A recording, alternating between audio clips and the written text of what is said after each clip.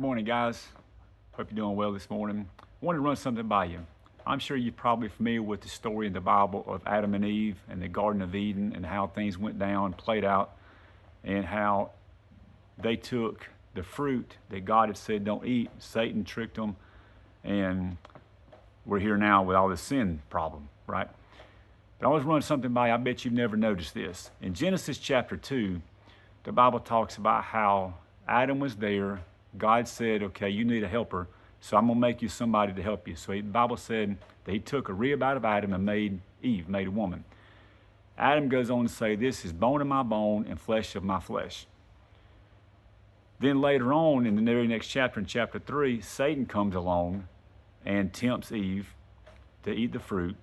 She gives in and then turns around and gives it to Adam, who's standing right beside her, and he ate also.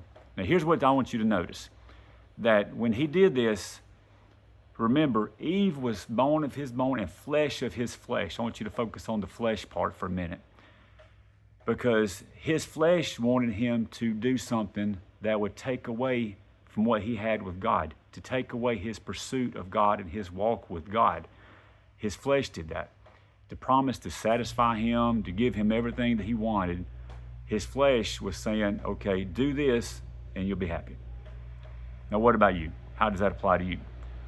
My question to you is, what are you doing to try to satisfy your flesh, who you are, the Bible talks about your flesh as your nature.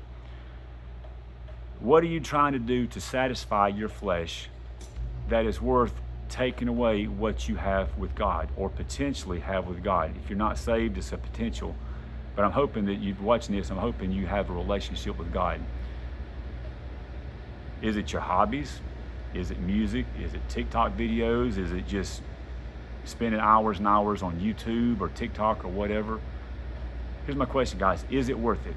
Is whatever you're wanting to do just to try to find some happiness and some satisfaction, to satisfy your flesh like Adam and Eve did, is it worth giving up your walk with God? Is it worth giving up what you could have with God? I promise you it's not. Try this week, y'all, to give God a higher priority than you ever have, and I bet you it'll change your world for the better. Let me know what you think. Bye.